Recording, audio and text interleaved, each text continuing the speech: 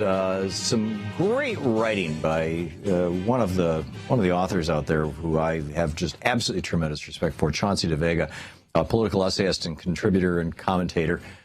He's a contributor over at Salon.com. His website, of course, Chauncey DeVega, DeVega.com, and you can tweet him at Chauncey DeVega. But he wrote a piece for Salon called "How Fourth Generation Warfare Helps to Explain the Rise of Donald Trump." And reading his piece, in my opinion, it may even play some role in explaining media coverage of the Alton Sterling killing. Chauncey, welcome back to the program. It's always a pleasure. Thanks for joining us. So what is fourth generation warfare? Fourth generation warfare is a strategy and a tactic that's generally used to describe combat and warfare between state actors and non-state actors. But it's really fascinating, and I had a great chance, as you pointed out, to talk to Dr. James Scaminacci, the sociologist who's done some great work on there. But what we're learning is that the radical right wing has been applying these principles and strategies and tactics to the way that they think about politics. And Donald Trump and the radical Christian right and other elements of the extreme right wing are a great example of this. It's really, really disturbing stuff. To what extent are the Turner Diaries from the 60s and 70s, the book that inspired Tim McVeigh, where a guy is fed up with his country falling apart because of the, quote, he called them mud race people, running government offices and whatnot, and so he blows up a federal building in Oklahoma, and that causes the police to clamp down, and which causes all the good white gun owners to come out and kill everybody, which includes the Jews as well, by the way. And then finally, at the end of the novel, it's a white Anglo-Saxon America. That's all. So you've got you've got that, and then you've got Ronald Reagan saying, the 10 most dangerous words in the English language are, "I'm from the government, I'm here to help." Isn't this all the same fabric?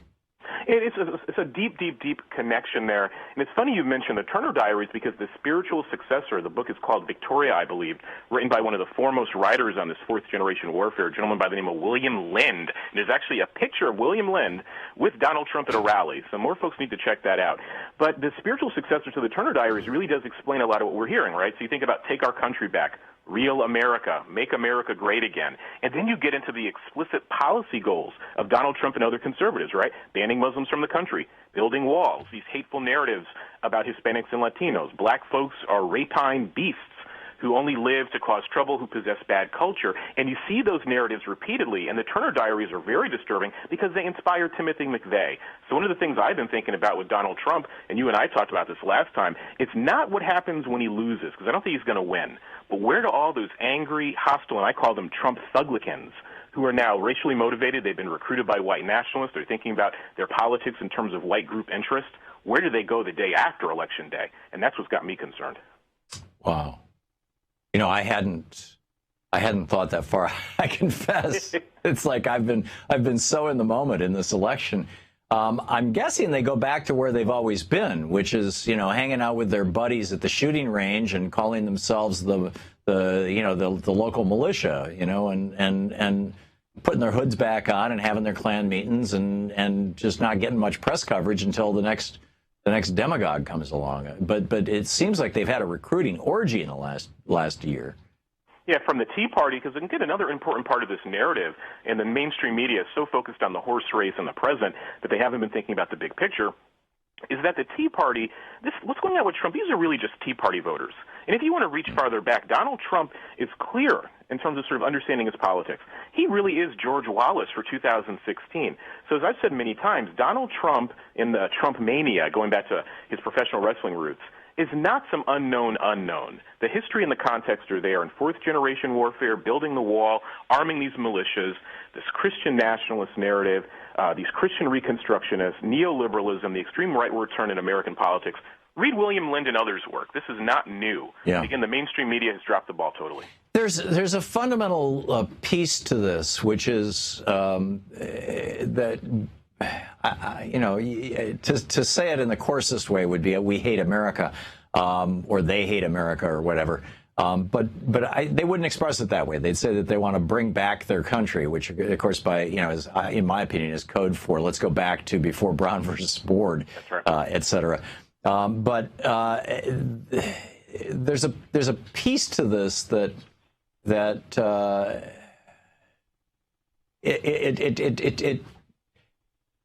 don't know how to address this, other than waking people up. I mean, are we watching?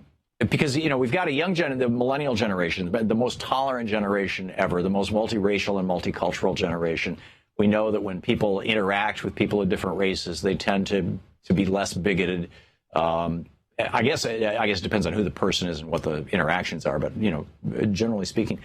But there's the thread that seems to run through this is anti-government. And isn't it possible to respond to that by saying, basically, you're being anti-American, and let's aggressively try to return to or reinvent, for now, this time, not just for white people, but for everybody, the American values on which this country was founded, using that cliche, of egalitarianism, life, liberty, and the pursuit of happiness. Is it possible to call these folks out, or does that just feed them? I mean, he said something really interesting. Of course, we want a we the people democracy, but in a lot of ways, Donald Trump is straight and within the mainstream of American political history. America was founded as a white supremacist, hair-in-vogue democracy where only white men with property had rights. So when you have the Trump supporters and you have conservatives at large who say they hate the government, what they're really saying is we hate government for people like them, i.e. Right. black folks, i.e. brown folks, i.e. people who are not white, straight, male, and Christian. So they love the government. And one of my favorite political moments of the last decade or so is one of these Tea Party rallies where you have all these Tea Party troglodytes, as I like to call them, standing out there talking about cutting taxes but hands off my Social Security. So when Donald Trump is giving these rallies talking about Make America Great Again, that's his way of saying we want to protect things for us. We want government for us. But at the same time, some really cool research about the language of, quote-unquote, small government. And what we've learned, a lot of political scientists have been doing some great work on this, is that when conservatives and others hear small government, it doesn't sound like it's about race. But it really is a coded racial appeal, because when you ask follow-up questions, when they hear small government, they're thinking of black and brown welfare queens, quote-unquote. Or they're thinking about Ronald Reagan strapping young bucks buying steaks with food stamps. Yeah. Or they're thinking about the undeserving poor. They're not thinking of mortgage subsidies for the white middle class. They're certainly not thinking about cutting the military, which takes 50% of our money and returns very little. So when Donald Trump talks about we the people, rather when he talks about take America back and he talks about the state, he's talking about privileges for white folks, in particular white Christians like him. Yeah, and this is a strategy that was laid out in 1981 by Lee Atwater, where he said, you used to be able to use the N-word. He actually used it. And then we had to stop using that word and start talking about busing. But now we don't even have to talk about busing. We just have to talk about cutting government programs, and everybody gets it, that's what we're talking about.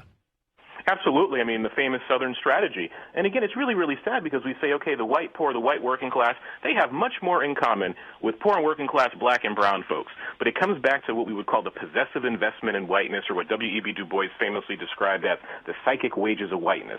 So you have these poor white folks, our white brothers and sisters, in places, in the South, where their governors have refused Medicare and Medicaid expansion, who don't want Obamacare. Right. So they go to the doctor, and then they can't get any care, and they're like, we hate Obamacare, but we have something different down here. And because they're low-information voters who've been lied to by their elites, lied to by Fox News, lied to by their media, they don't get the connection between the policies they're supporting and how they're actually hurting them.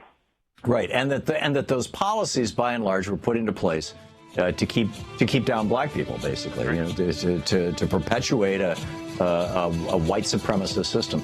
Chauncey DeVega, a political essayist and commentator, contributor to Salon. Check out his new piece over at Salon, How Fourth-Generation Warfare Helps Explain the Rise of Donald Trump. It's brilliant. Chauncey, thanks so much for dropping by. All right, thank you for having me. Great talking with you. We'll be right back.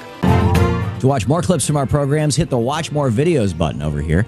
And please be sure to hit the handy-dandy subscribe button so you'll always be up to date. Tag, you're it.